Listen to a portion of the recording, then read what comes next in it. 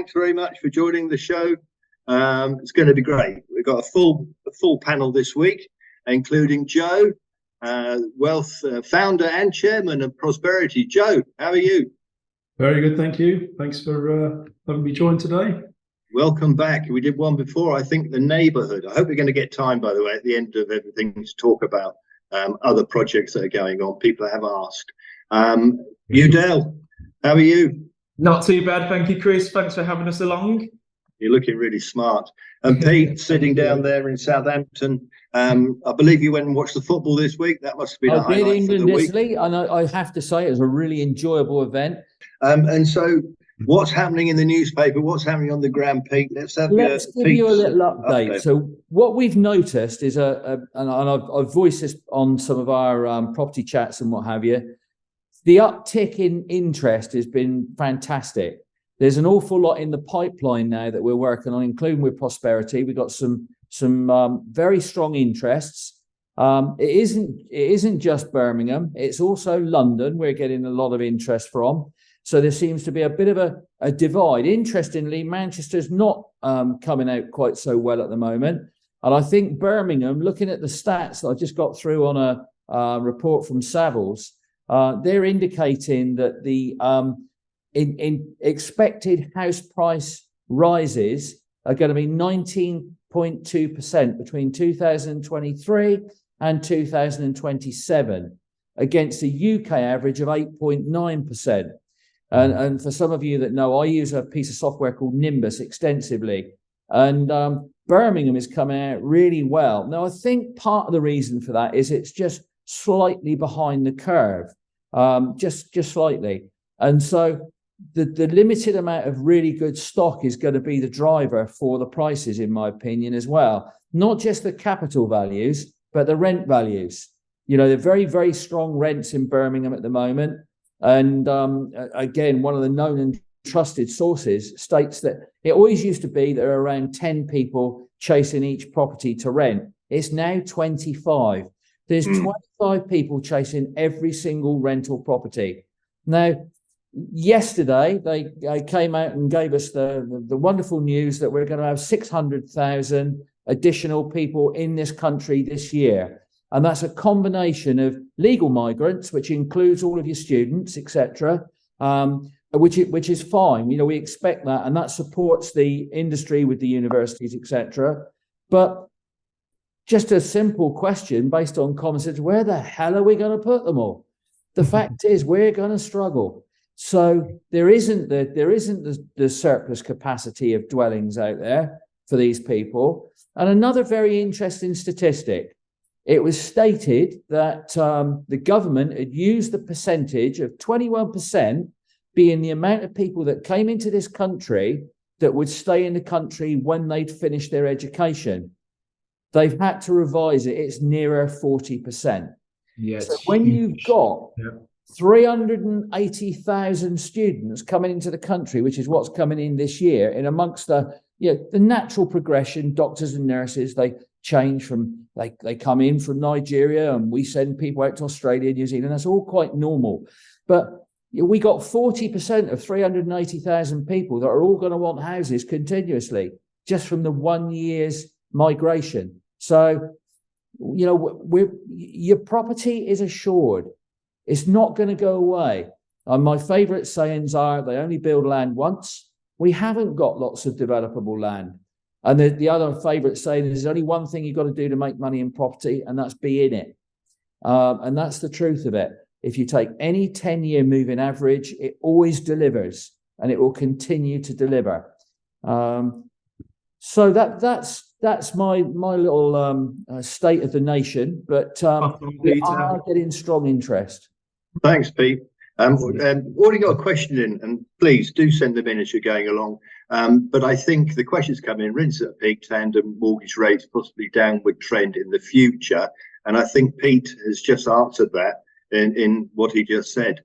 You know, we're a £500,000 homes short for what we need. So what we're going to do now, we're going to do something different. So Udell is going to now run a video which looks really, really good. If you look carefully, you can see Pete in it in the black and white bits. And this will lead us straight into the Smithfield introduction. So we're really excited to share this with you. I like a bit of black and white footage.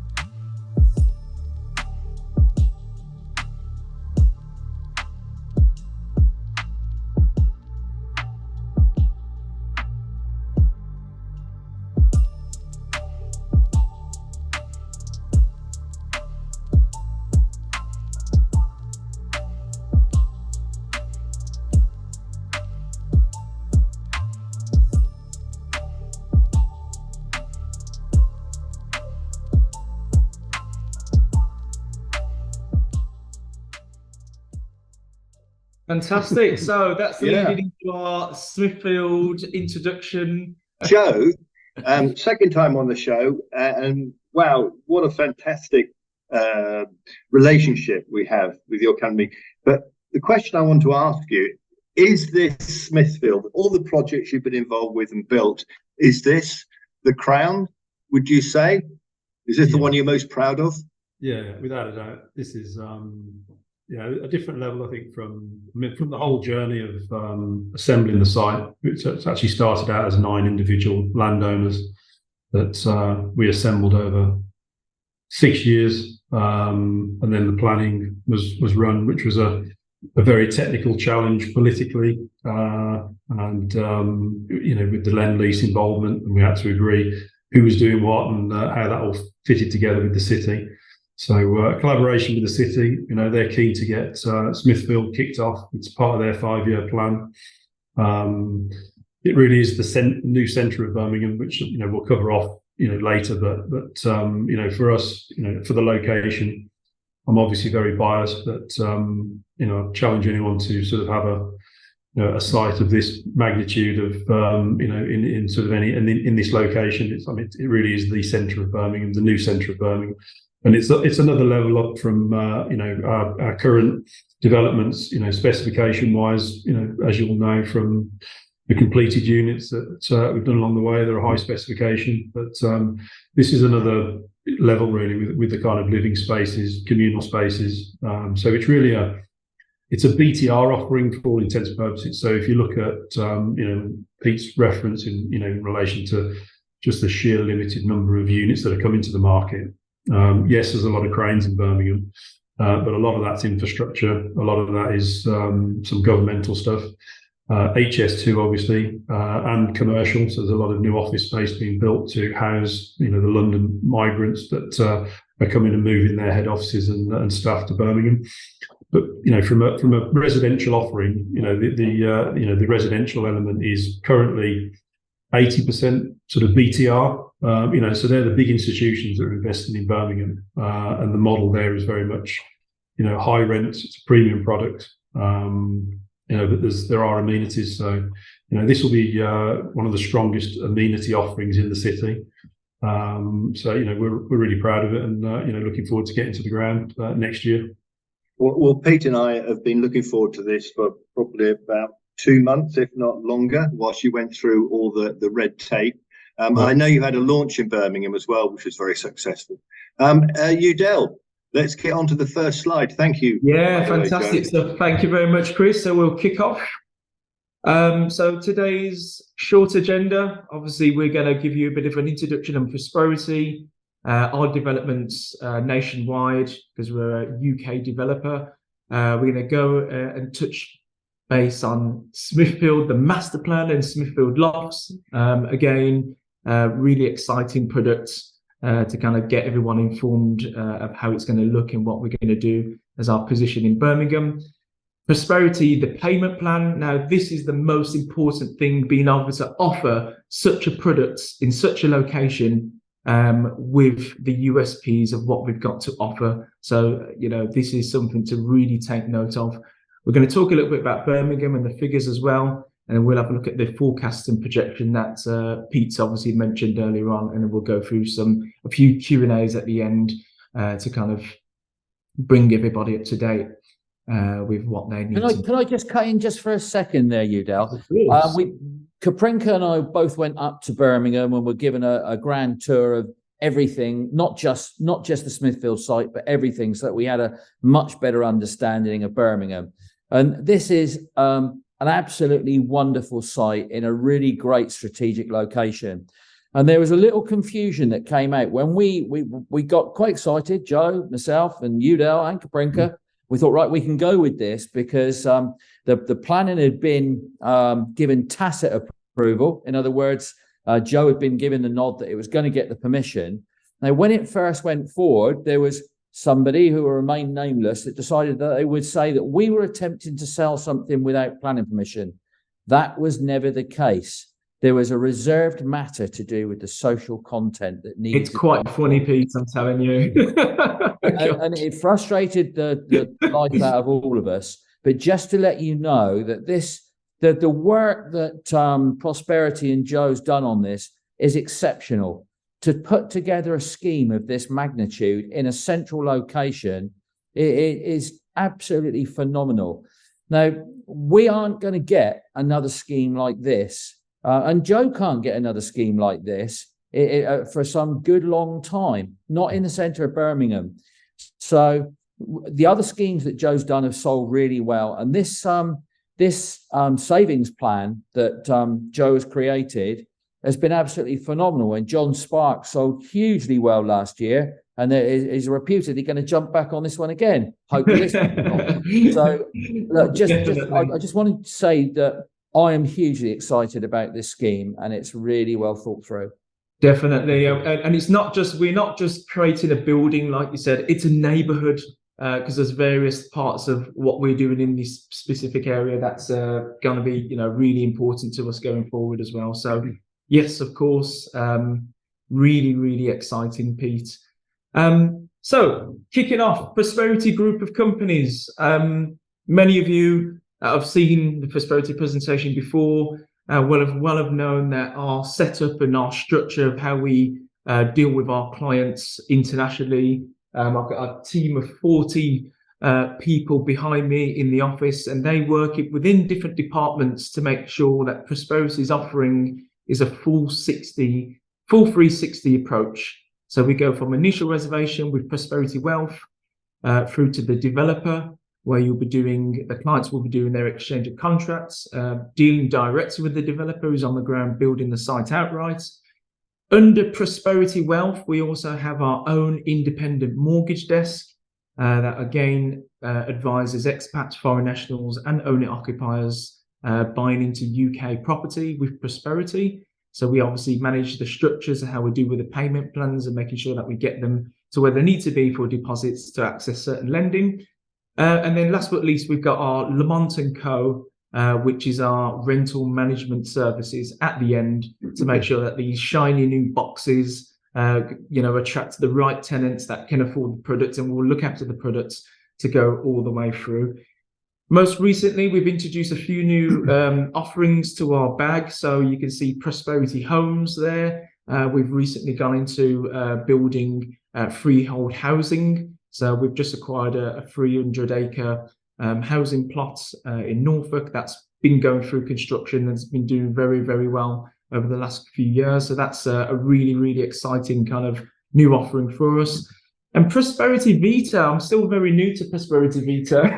Yeah. So this was regulated only last month. So and again, it's something that's taken us well over 12 months, but this is now our own housing association. So one of the technicalities of developing is that you obviously pay a tax for social housing, or you can deliver that social housing into the community. So historically, we've paid what is a pay-away sum, and these are obviously sizable amounts into multi-millions that are paid to the council. But now we will be delivering our own social element of the development, some of it off-site in other areas. It doesn't particularly mean that there's going to be social housing within the development. But it is another area of the business that we're looking to expand in over the next few years. So just to show you guys, Prosperity move from strength to strength. The group gets bigger, and yeah, all our aspirations for growth to obviously improve our services to our clients. Prosperity track record.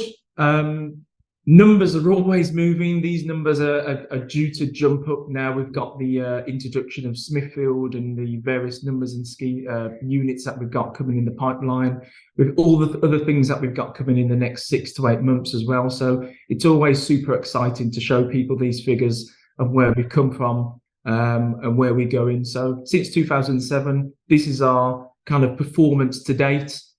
3,000 of these numbers are Birmingham centric. So it's very, very kind of delightful to say that we are, crowned as the biggest homegrown residential developer in the second city of the UK, delivering Birmingham schemes.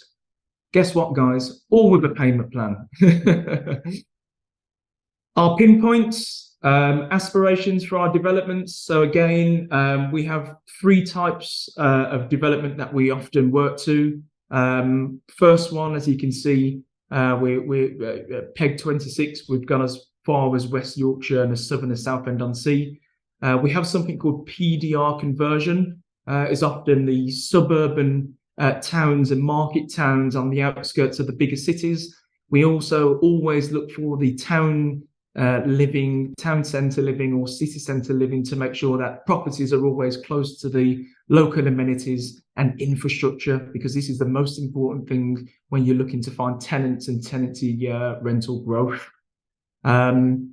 The second product is new build, shiny products in bigger cities like Birmingham, for instance. These are, again, built out the ground, planning permission, and then we go up as we do. So that's our kind of our premium products.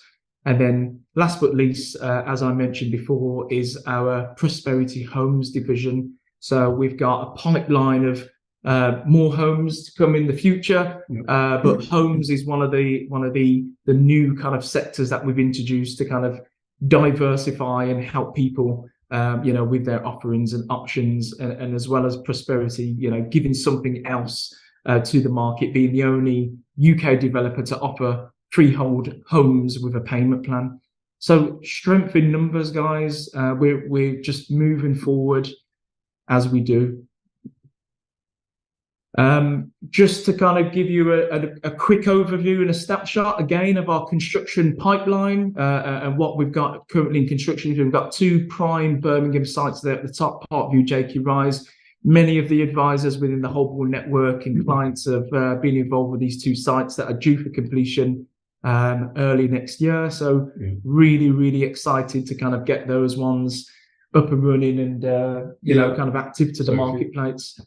For advisors that have got clients in those developments, so Parkview first handovers are January, first 27, and JQ Rise the first handovers are March.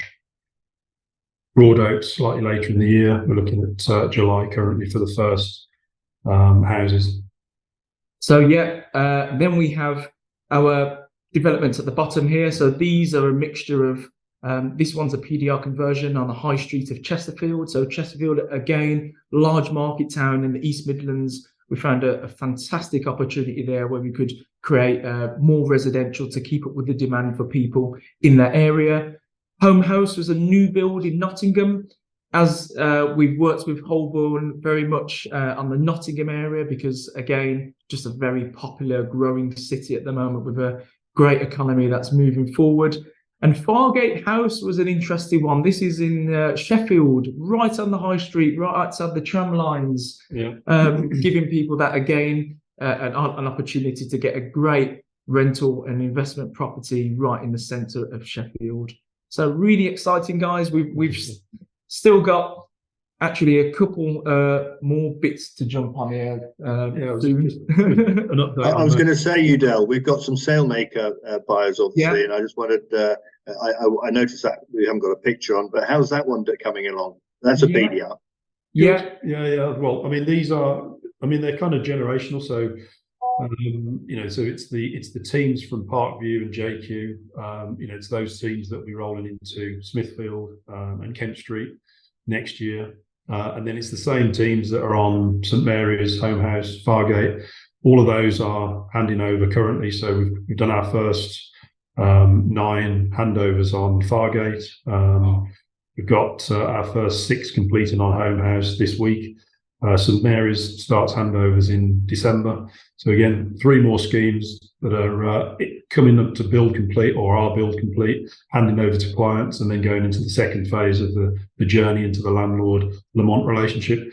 It's these teams that we're rolling into our new PD schemes or our current PD schemes that have been currently sold. So Sailmakers in Ipswich being one of them. And then other PDs that we're looking to bring forward early next year. Thanks a lot for that update, Joe.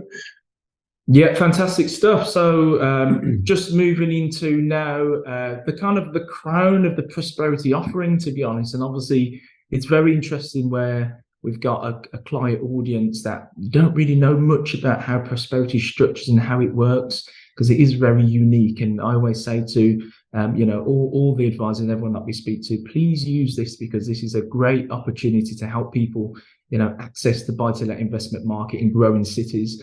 So as a prosperity mantra, we facilitate, we enable, we add value. And I always do believe that property should always form part of a fantastic pension and retirement plan, when you can couple big growing cities and places like Birmingham along with a developer that can offer such USPs like this. It's just an absolute winning formula for success. We have something called the no lump sum deposit. Again, just like what it says on the tin, you buy into a product without having access or having the kind of how do I say it? Having the big deposit. Yeah, the 20%, 30%. Right, the deposit. I forgot what I was saying then. Then we go into a monthly structure. So typically, what we find is we've always kind of done the sorting out with the mortgage lenders, understanding what deposits and what structures we need to obviously access that buy-to-let mortgage market. So typically on our products, we often use a 30 to 35% deposit model. This is what we kind of help the clients into as a savings plan, as a payment plan towards their property. And we do this during the construction build of the site. So this is how we break it down, and this is how it looks. A typical example, and again, this is just an example figure just to kind of give people a bit of a taster. We have the grey area at the bottom, which is your 5% reservation deposit. So we call this your booking deposit to obviously access the product. Yeah, no lump sum. Then we know that over the construction period of 24 to 30 months, while Prosperity are on site, building out, meeting our milestones, etc., we get the clients in the driving seat because we give them the quarterly update so they can see the progression of what we do every quarter. But we give them a payment plan that mirrors the build schedule of the project all the way up to completion. So this enables them to save a remaining deposit, which will bring their entire deposit up to a 30 or 35% amount. So when we do arrive at completion dates, we've got deposits in the bag, ready to go to obviously access great lending.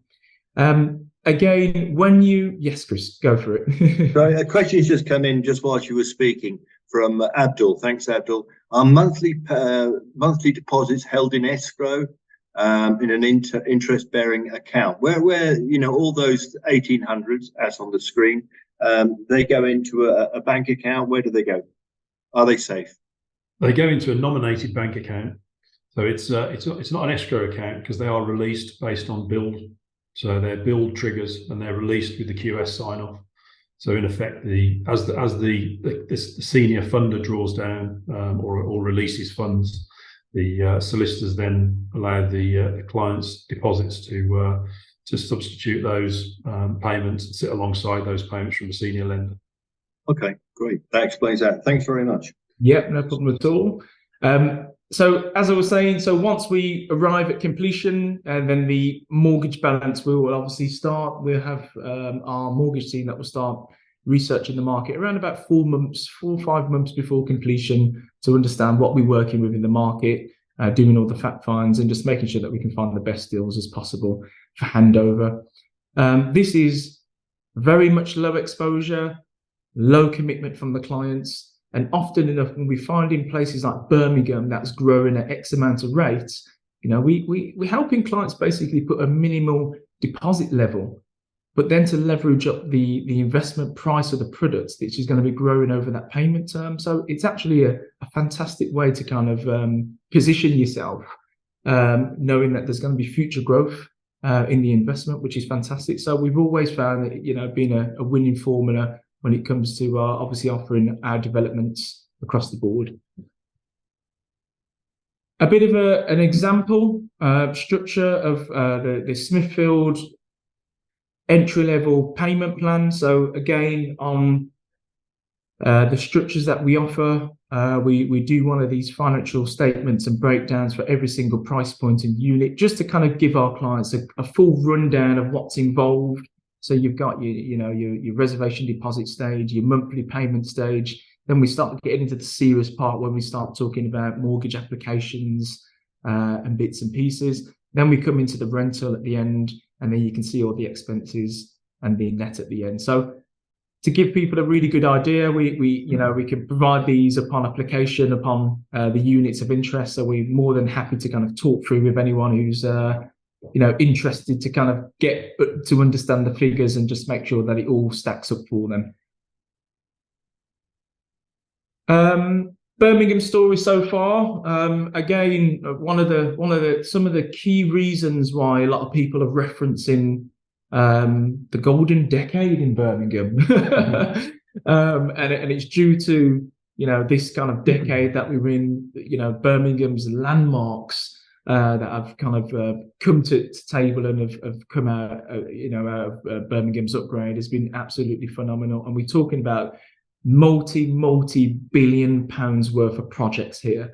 We always say it's there's never, or there isn't at the moment, another city that's going through such a high level of infrastructure upgrade all within the same decade that looks like this.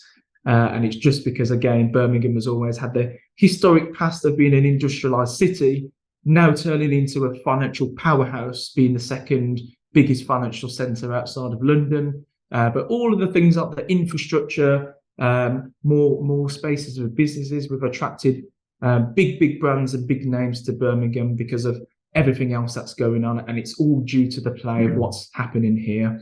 You've got Smithfield, which is part of the big city plan. This is like a £1.9 billion regeneration area. Currently the biggest regeneration city centre development in the whole of Europe right now. So that's one of the reasons why we're so excited to be involved with such a plan, moving everything forward, what we've been doing, and again giving people the payment plan to obviously access this type of development. Have I covered it all up there, Joe? I think so. Should we talk a bit about Smithfield? Yeah, of course, yeah. So obviously bits and pieces like this will be obviously covered inside the brochures and the sales materials as well. So obviously people can have a good read of what Birmingham's got to offer as an upgrading city. Moving on, Birmingham house prices are rising faster than anywhere in the UK, and again, credible sources that we always are always looking from in regards to rental growth, and like Peter said earlier on, is the demand in the city because of such lack of supply. I think this is when you dealt on, we was putting this presentation together today, my comment was just make sure all the data's up to date, because I think sometimes some of these presentations, they get a bit dated and they can get dated quite quickly. And I think if you're even referencing data from sort of 2022, that's too old, because we all know that 2022, the world's a different place now due to interest rates. So, these are current interest rate based predictions. So as Pete referenced at the start, this is current data, and this is JLL's opinion on Birmingham specifically. And there's a real couple of points there. One, obviously, I've touched on the relevance of new data versus old data, because it's a new world. And then two, I think it's also important for advisors or us all sort of talking to clients about prospectively buying property, and that kind of relationship between the headlines that you might see in the papers, or this sort of national approach to sort of putting a number on UK housing and whether it's performing or not. And similar to like most market indicators, in the same way as the FTSE 100 covers 100 companies, the house price index that's provided by Nationwide, Halifax, Zoopla is the UK average. So there are areas of the UK that aren't seeing growth. There are areas of the UK that are probably going down in value. There are areas of the UK that are stagnant, but there are also areas of the UK that are outperforming all of those, and Birmingham's one of them. So it is important to sort of look at the minutiae of the data and understand what sectors, what regions of the country are up or down. What are the forecasts for regions, and then within those regions, even more granular. What sectors are growing, within those within those regions, and what type of properties are in demand or not in demand. So obviously we can provide this data, but it's really just one of the things that I was mindful of as we present today was just being up to date on our data. So that was the point, really. Yeah, definitely spot on. So so big numbers here, rental forecasts and house price growth forecasts moving forward for the next 5 years. I think it's just very interesting. Looking at Birmingham and everything that Birmingham's got, where we are as a city and where we're going through. Still again in its infancy of what we got to do. So very exciting, and the future's bright. It excites me, even being a Birmingham boy and seeing everything happening here in Birmingham. It's it's really good. I see even excited Wayne Rooney. He's coming to Birmingham. Well, he's here. We've got big digital hoardings up in the city welcoming Wayne Rooney to Birmingham. Udell, I've just got a quick question that's come in from somebody called Sydney. And are cats allowed? Are you allowed to bring your pet to Smithfield Lofts when it's built? Yes, we are. Yes, that's good.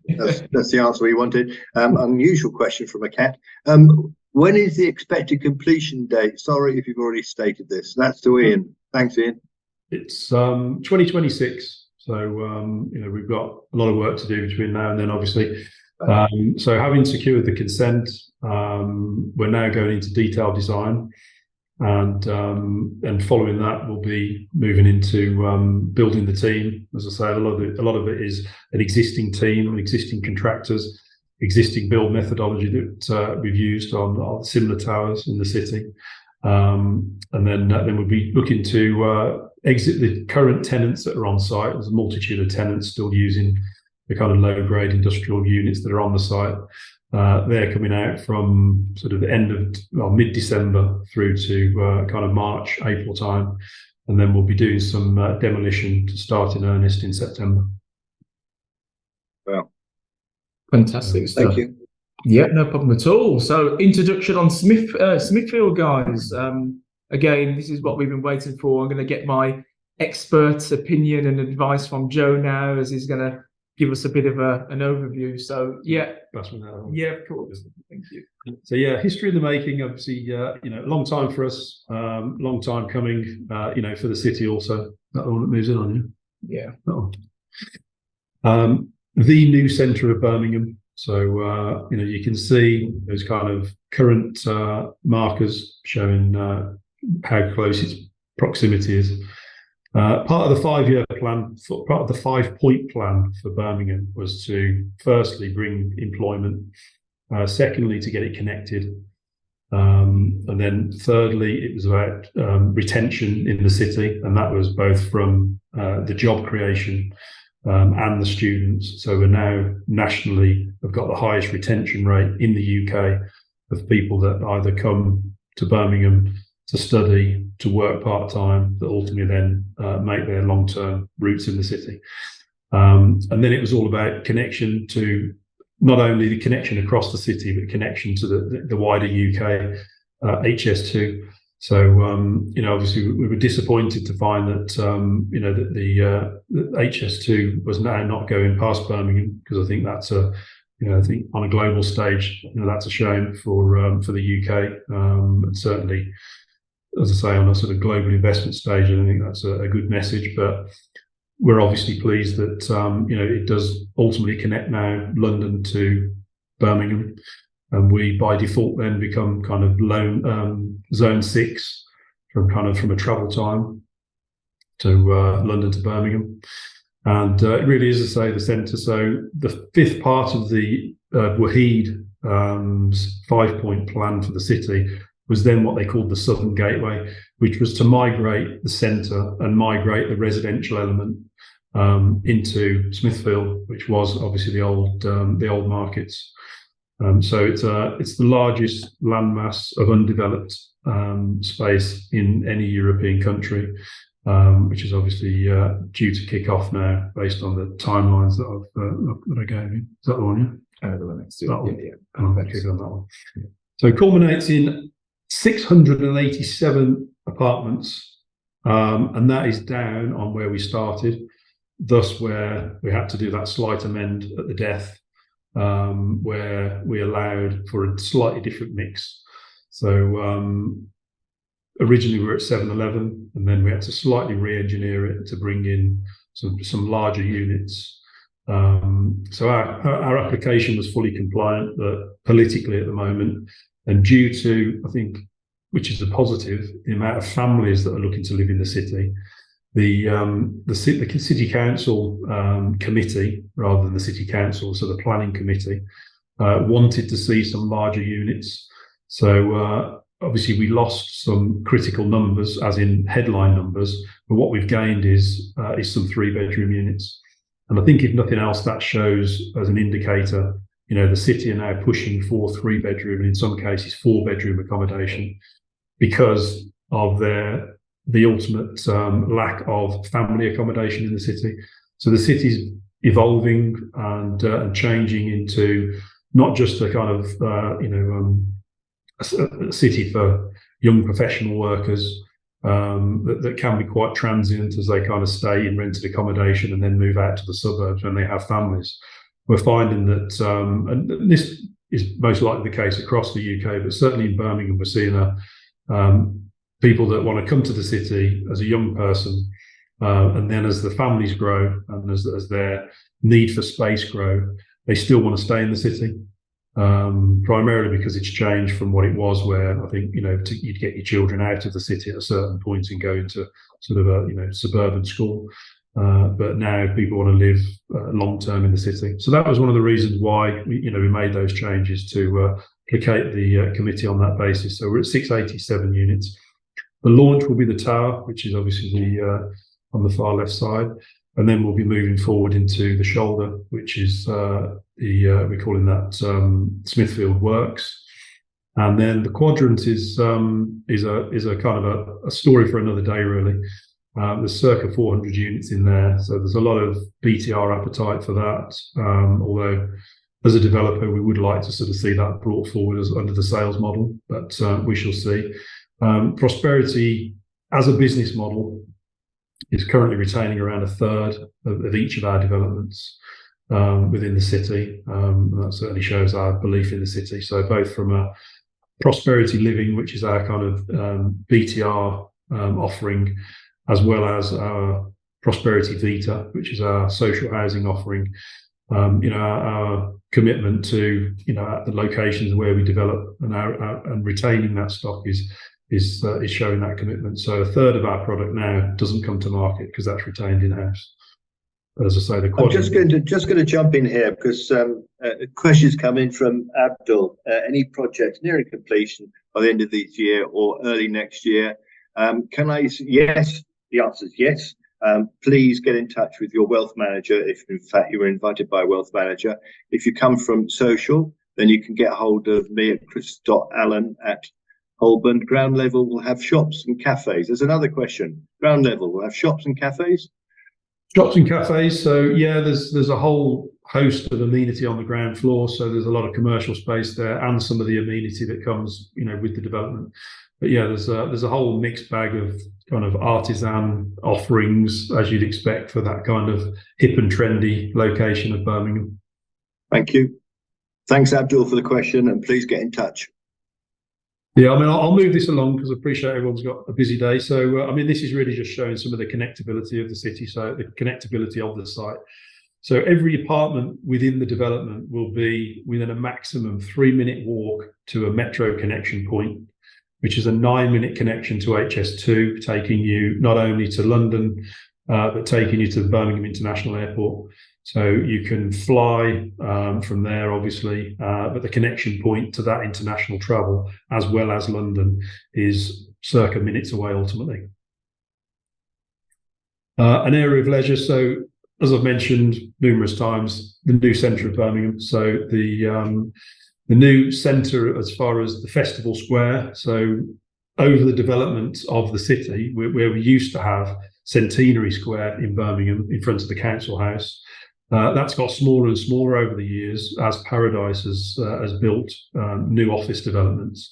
So there was a need for a new centre of Birmingham, a new centre of the city, and Festival Square will house that. So that really will be where we hold our main events as a city moving forward. Yeah, the biggest public square, isn't it? Yeah. Yeah. The development will come with a whole host of amenities, one of them being working spaces, communal working spaces, meeting rooms that can be rented, and quiet rooms.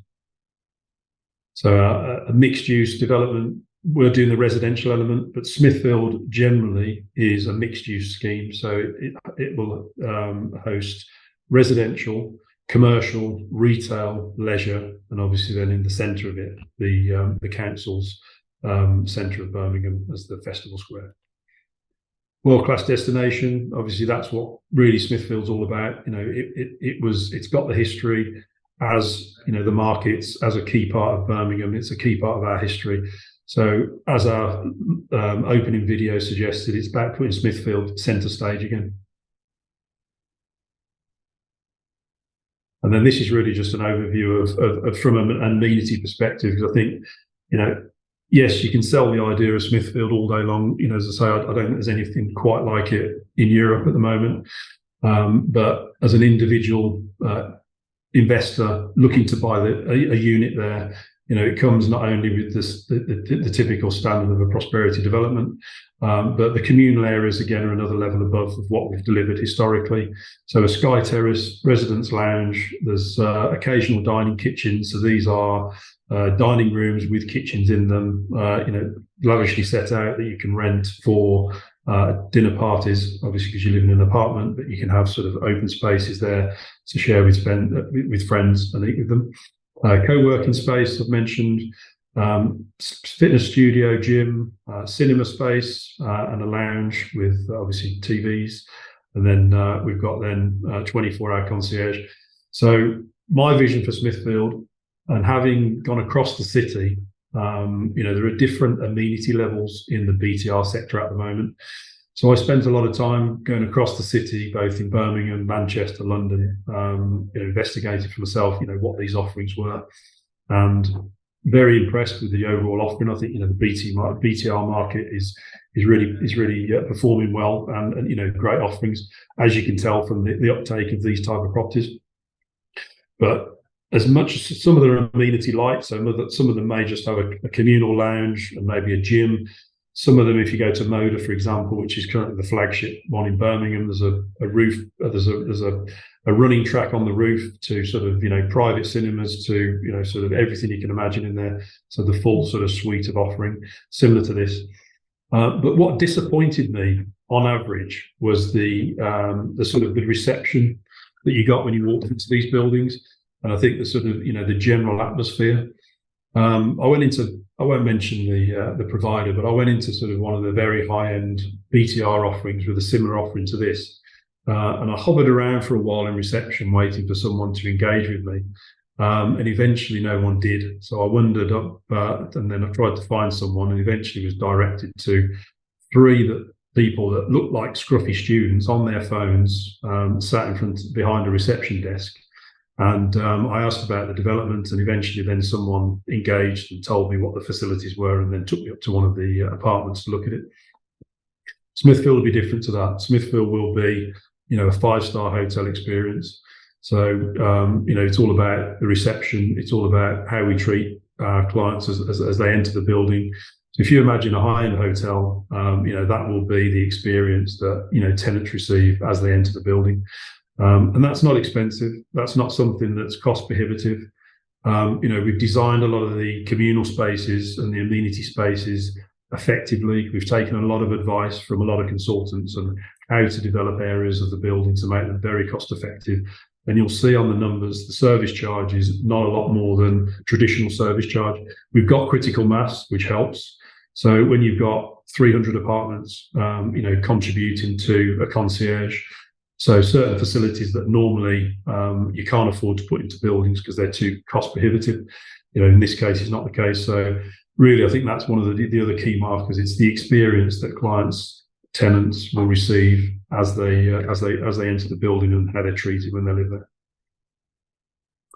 there. Just finishing off now. So this, just to give you an example of the sheer regeneration of the area.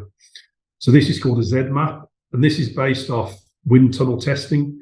So if you came to our offices today, you would see a large model of Smithfield and all the surrounding areas. And what we do with that is that's built and designed to exact measurements and dimensions, should I say. And then we run them through air testing. So we run them through wind tunnels similar to a Formula One car. And what that gives us is data that we can provide the council as one of the many rafts and rafts of reports that you need to provide the council to get a planning permission. And that tells us how the wind interacts around the buildings and how it could be, if not designed correctly, dangerous for people if there are wind turrets that basically create a higher wind velocity flow through different buildings, and obviously can then blow people over.